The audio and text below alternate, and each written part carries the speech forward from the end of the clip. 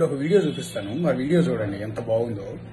అంబేద్కర్ కోనసీమ జిల్లా తాటిపాక డైలీ మార్కెట్లో ఒక చికెన్ షాప్ యజమాని ఒక కాకి విసిగిస్తోంది. వచ్చి ఆ చికెన్ ముక్కలను పట్టుకుపోతున్నాం లేకపోతే అరుస్తున్నారు. మొత్తం మీద దాన్ని ఎట్లయితే పట్టుకుని దాంతో తాడుతో దాన్ని కట్టేసి అంటే స్తంభానికి కట్టేసి ఉంచాడు. అది పాపం ఎగురుతోంది, నన్ను వదిలేమో.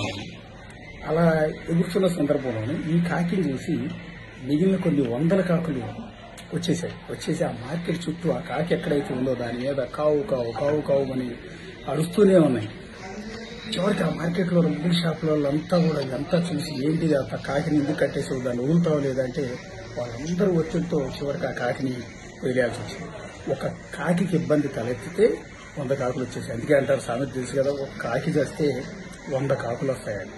కానీ ఒక మనిషి కష్టం వస్తే నిజంగా ఇంకో మనిషిని పట్టించుకుంటారు. ఒక మనిషి కష్టాల్లో ఉంటే ఇంకో నలుగురు చాదుకునే ప్రయత్నం చేస్తున్నాం. ఎవరో కొంతమందిలో మంచితనం ఉంటుంది తప్ప కాకుల్లో ఉన్న గుణం మనుషుల్లో కూడా లేదు కదా. ఈ విజువల్ చూస్తే మీకు అర్థమవుతుంది కదా.